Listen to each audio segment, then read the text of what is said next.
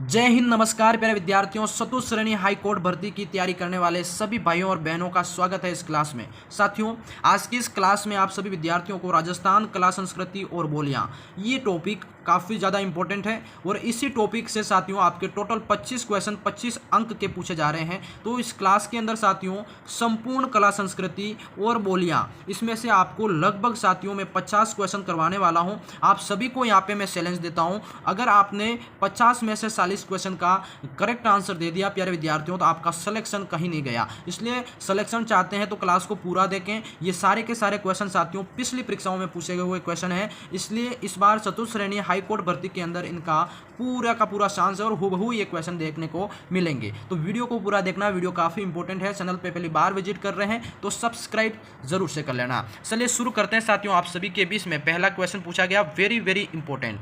ये लो सवाल आपका राजस्थान की भाषा के लिए राजस्थानी शब्द जो हैं इसका प्रयोग सर्वप्रथम किसने किया? बताइए मेरे प्यारे साथियों, वेरी वेरी इंपॉर्टेंट क्वेश्चन है। क्वेश्चन को समझो। भाषा के लिए राजस्थानी शब्द का सर्वप्रथम प्रयोग किसने किया? तो आप सभी को बताना है कवि कुशललाभ, शिरोमणि, जेम्स टोड या फिर आपका जॉर्ज अब्राहम ग्रियर्सन। मेरे प्यारे साथियों, वेरी इंपॉर्टेंट क्वेश्चन है, इसको आपको कमेंट सेक्शन के अंदर आंसर देना है। तो इसका जो आंसर होगा प्यारे साथियों आप सभी विद्यार्थियों से मैं जानना चाहूँगा। फटाफट करेंगे। एक क्वेश्चन को आंसर देने में सिर्फ और सिर्फ आपको 5 सेकंड का टाइम मिलेगा। फटाफट। तो यहाँ पे आंसर हो जाएगा साथियों जॉर्ज अब्राहम ग्रियर्सन। क्या हो जाएगा आंसर आपका? जॉर्ज अब्राहम ग्रियर्सन साथियों राइट आंसर हो जाएगा। राजस्थानी शब्द का प्रयोग इन्होंने किया था। ठीक है, बिल्कुल। अगला क्वेश्चन सेकंड यहाँ पे पूछा जाता है आप सभी से। सवाल क्या है? किशनगढ़ शैली का प्रवर्तक माना जाता है। तो आप सभी विद्यार्थी जवाब देंगे किशनगढ़ जो शैली है इसका प्रवर्तक किसको माना जाता है? तो प्यारे विद्यार्थियों आंसर होगा आपका राजा सावंत सिंह को साथियों किशनगढ़ शैली का क्या माना जाता है? प्रवर्तक माना जाता है। Very very important question. अगला क्वेश्चन नंबर 3 पूछा जाता है साथियों। जैसे बूंदी में भित्ति चित्रों के लिए प्रसिद्ध चित्रशाला का निर्माण किसने करवाया? वेरी वेरी इंपॉर्टेंट क्वेश्चन साथियों। ये सवाल 2 से 3 बार एग्जाम के अंदर पूछा गया सवाल है। तो बूंदी में भित्ति चित्रों के लिए एक प्रसिद्ध चित्रशाला का निर्माण जो करवाया था, तो याद रखना आंसर हो जाएगा आपका उमेद सिंह। क्या हो जाएगा साथियों? Umed Singh. Option number B आपका यहाँ पे वेरी वेरी इंपॉर्टेंट राइट हो जाएगा साथियों। देखो वीडियो अच्छा लग रहा है तो सभी मेरे प्यारे साथी भाइयों और बहनों आप सब्सक्राइब कर लो। इसमें रेगुलर क्लासेस आपको इंपॉर्टेंट क्वेश्चन के साथ करवाई जाएगी। सब्सक्राइब जरूर कर लेना। अगला क्वेश्चन है निमाड़ी एवं रागड़ी किस बोली की विशेषता है प्यारे साथियों? तो निमाड़ी एवं रागड़ी की बात करें तो आप सभी विद्यार्थी इसका जवाब देंगे साथ साथ में, और ये आपका हो जाएगा मालवी। क्या है? मालवी बोली की विशेषता है। ऑप्शन नंबर सी जो है आपका यहाँ पे राइट आंसर हो जाएगा साथियों। ठीक है, समझ गए। अगला क्वेश्चन आपका 5 पूछा जाता है। जैसे माणिक्य लाल वर्मा आदिम जाति शोध एवं प्रशिक्षण संस्थान का मुख्यालय कहाँ है? साथियों ये वाला जो सवाल है कई बार एग्जाम के अंदर रिपीट होता है और बहुत सारे विद्यार्थी इसका गलत आंसर करके आते हैं। तो इस बार इसको कंटेस्ट कर लो। माणिक्य लाल वर्मा आदिम जाति शोध एवं प्रशिक्षण संस्थान का मुख्यालय कहाँ है? तो याद रख लेना ये उदयपुर डिस्ट्रिक्ट के अंदर है। बिल्कुल साथियों उदयपुर के अंदर है, आपको याद रखना है। इसको अब मतलब दिमाग से निकाल मत देना। ठीक है भाई, बिल्कुल। अगला क्वेश्चन आपका यहाँ पे 6 पूछा गया, वेरी वेरी इंपॉर्टेंट। जैसे आदिवासियों का साथियों कुंभ कहा जाता है तो किसको कहा जाता है भाई? ये क्वेश्चन इस बार आपके चतुर्थ श्रेणी एग्जाम के अंदर भी रिपीट हुआ है, तो पूरा चांस है ये आपकी हाई कोर्ट एग्जाम के अंदर भी बनेगी, है ना। तो आदिवासियों का कुंभ की बात करें साथियों बेणेश्वर मेला। क्या हो जाएगा? बेणेश्वर मेला। आप सभी को याद रखना डूंगरपुर। ठीक है भाई, हाँ जी। अगला क्वेश्चन आपका यहाँ पे 7वां पूछा जाता है साथियों। बहुत ही अच्छा क्वेश्चन है, एक बार सवाल को पढ़ो भाई। लंबा चेहरा, लंबा कद और लंबी उंगलियां। देखो ये एक खासियत बता रहा है कि लंबा चेहरा, लंबा कद और लंबी उंगलियां और नुकीली नाक, पतली कमर और सुहारदी गर्दन साथियों सुराहीदार गर्दन किस चित्रकला शैली की एक प्रमुख विशेषता है? तो आप सभी मेरे प्यारे विद्यार्थियों को भाइयों और बहनों को आंसर देना है साथियों। लंबा चेहरा, लंबा कद, लंबी उंगलियां, नुकीली नाक और आपके पतली कमर और सुहारी दार जो गर्दन है ये किस शैली की विशेषता है? तो प्यारे साथियों याद रखना ये किशनगढ़ जो शैली है उसकी एक प्रमुख विशेषता है। एग्जाम के अंदर ये क्वेश्चन आपका एग्जामिनर पूछता है तो गड़बड़ नहीं करना भाई, बिल्कुल याद कर लो, है ना। साथ साथ में नोटबुक में लिखते रहना। अगला क्वेश्चन, चावंड शैली के प्रसिद्ध सितारे नसीरुद्दीन निसारदी, क्या नाम है? नसीरुद्दीन, जिसको निसारदी भी कहते हैं, इन्होंने रागमाला का चित्रण किस शासक के संरक्षण में किया था? वेरी वेरी इंपॉर्टेंट क्वेश्चन भाई, बिल्कुल साथियों क्वेश्चन बहुत ही ज्यादा इंपॉर्टेंट है कि चावंड शैली के प्रसिद्ध सितारे जिनका नाम क्या है साथियों? नसीरुद्दीन, इनको निसारदी भी कहा जाता है। अब इनके द्वारा रागमाला जो चित्रण है ये जो इसका किस शासक के संरक्षण के अंदर इन्होंने इसका जो चित्रण है वो किया था? तो क्वेश्चन 8 की बात कर रहे हैं साथियों, याद रखना वेरी वेरी इंपॉर्टेंट। यहाँ पे 2 क्वेश्चन पूछ सकते हैं, क्या है, एक तो चावण शैली का प्रसिद्ध चित्रकार कौन है, तो याद रखना नसीरुद्दीन। ठीक है, अब यहाँ पे है जो रागमाला चावण शैली की बात कर रहे हैं तो वो नसीरुद्दीन हो गया।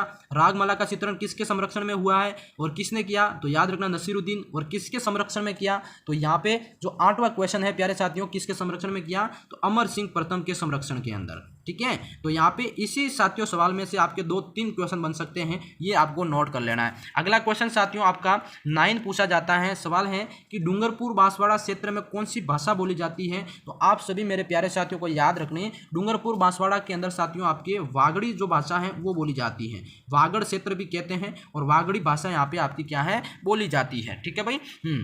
अगला क्वेश्चन आपका यहाँ पे 10वां पूछा जाता है साथियों, जैसे कोटा शैली में सर्वाधिक चित्रण जो महारावल उमेद सिंह के समय में हुआ, जबकि इसे स्थापित करने का जो श्रेय है किसको जाता है। प्यारे साथियों बहुत ही अच्छा सवाल है कि जो कोटा शैली है इसका जो सर्वाधिक चित्रण कार्य जो हुआ है वो किसके समय में हुआ है, उमेद सिंह जी के समय। ठीक है, ये ध्यान जरूर रखना, जबकि इसको स्थापित किसी और ने किया है, तो ये श्रेय किसको जाता है। तो क्वेश्चन 10 की बात करते हैं साथियों, ये श्रेय जिनको जाता है उनका नाम है महारावल राम सिंह को जाता है।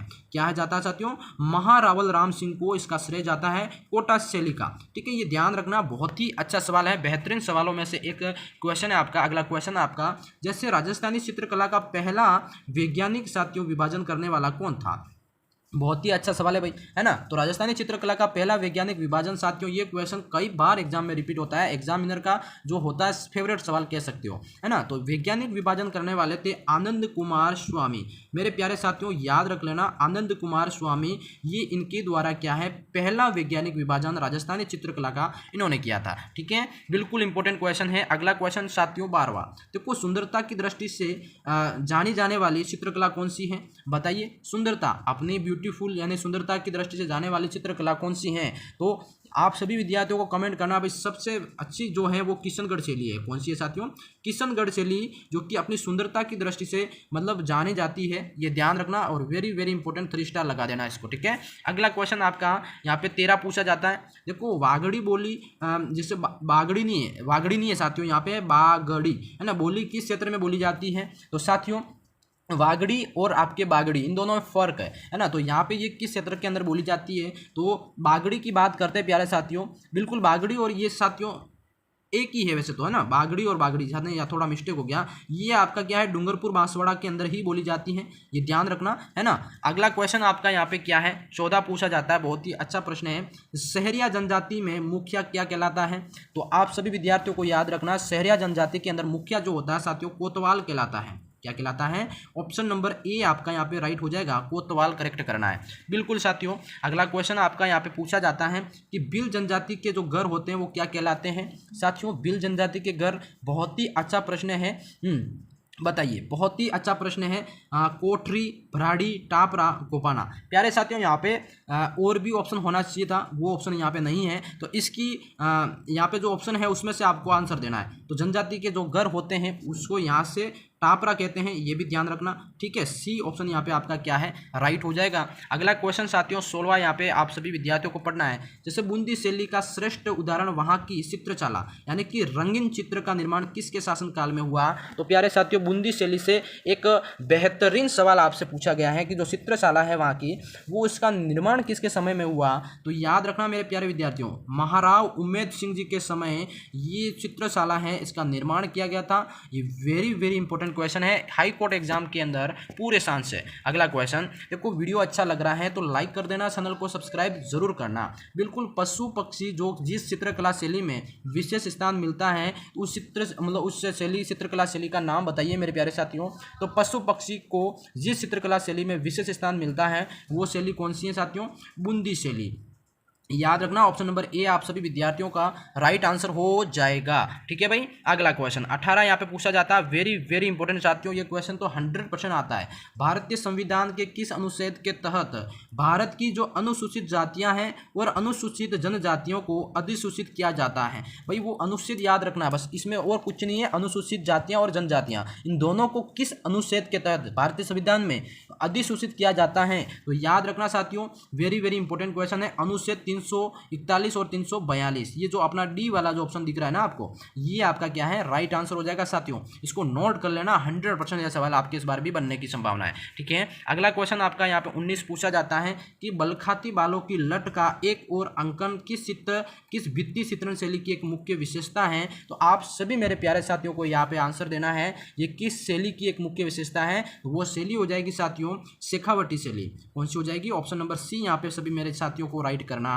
है। ठीक है, इसकी जो विशेषता है याद रखना क्या है, बलखाती बालों की लट का एक और अंकन। क्या है ये? एक मुख्य विशेषता है किस शैली की? शेखावटी की। ठीक है भाई, बिल्कुल वीडियो को लाइक करते रहना सभी, कंजूसी कोई नहीं करेंगे। इतनी इंपॉर्टेंट क्लास जो है आप सभी विद्यार्थियों को दे रहा हूं मैं, है ना। इसी तरह का जो इंपॉर्टेंट कंटेंट है आप सभी विद्यार्थियों को मिलता रहेगा एग्जाम होने तक, तो सब्सक्राइब जरूर से कर लें।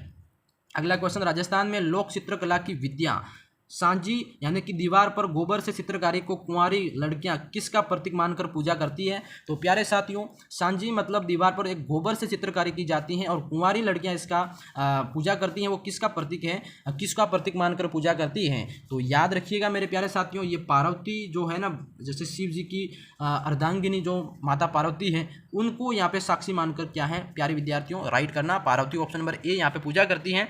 अगला जो क्वेश्चन आपका यहाँ पे बनेगा 21, हाँ बिल्कुल, सांची जनजाति का संबंध राजस्थान के किस जिले से है। तो प्यारे साथियों, ये सांची जनजाति जो है आपकी, ये क्या है, भरतपुर जिले से बिलोंग करती है और इसमें आपका right answer option number Bharatpur यहाँ पे आपको लॉक कर देना है। ठीक है भाई, अगला क्वेश्चन भरतपुर ही था आपका, है ना। अगला क्वेश्चन है आपका, मीना पुराण के रचयिता कौन है।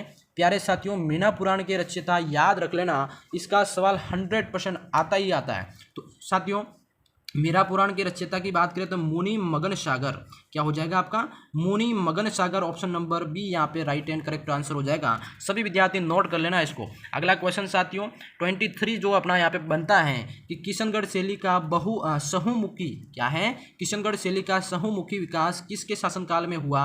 तो प्यारे साथियों, किशनगढ़ शैली का सबसे ज़्यादा जो विकास है वो सावंत सिंह, क्या है, सावंत सिंह बहुमुखी विकास हुआ। ऑप्शन नंबर ए यहाँ पे आपको राइट कर देना है।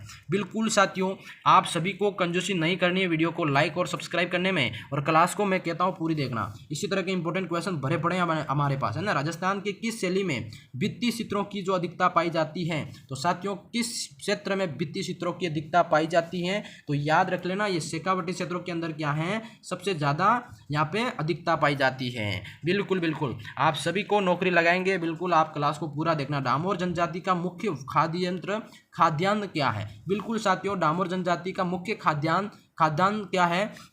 तो साथियों याद रखना, ये भी इंपॉर्टेंट है, मक्का क्या हो जाएगा, ये सबसे ज़्यादा डामोर जनजाति मक्का खाती है, ये ध्यान रखना। अगला जो सवाल है साथियों, बहुत ही अच्छा क्वेश्चन, बेहतरीन सवालों में से एक, चुंप नामक आभूषण कहाँ पहना जाता है। ये हुई ना बात, बताइए चुंप नामक आभूषण कहाँ पहना जाता है। तो प्यारे साथियों, आप सभी को कंफ्यूज नहीं होना है, राइट आंसर देना है। बिल्कुल, ये दांत के अंदर पहना जाता है। क्या है साथियों, दांत के अंदर, भाई ये सोने की कील, क्या है, सोने की कील के रूप में यहाँ पे दांतों के अंदर पहना जाता है। ठीक है, ये ध्यान रखना। अगला क्वेश्चन आपका यहाँ पे, जैसे राजस्थानी जनजाति क्षेत्रीय विकास सहकारी संघ की स्थापना, ये भाई देखो राजस्थान की जनजातियों से सवाल आया है, जनजाति क्षेत्र विकास सहकारी संघ की स्थापना कब की गई। तो याद रखना मेरे लाडलाओं, यहाँ पे आपका याद राइट आंसर हो जाएगा 1977 के अंदर। क्या है, हाँ बिल्कुल 1977 के अंदर इसकी स्थापना होती है। बहुत ही अच्छा वाला सवाल है। अगला क्वेश्चन 28 है, पढ़ चित्रकला के लिए प्रसिद्ध हैं। प्यारे साथियों, पढ़ चित्रकला के लिए प्रसिद्ध हैं, तो कौन प्रसिद्ध है भाई, बिल्कुल शाहपुरा ऑप्शन नंबर सी यहाँ पे आपको राइट एंड करेक्ट कर देना है। प्यारे विद्यार्थियों,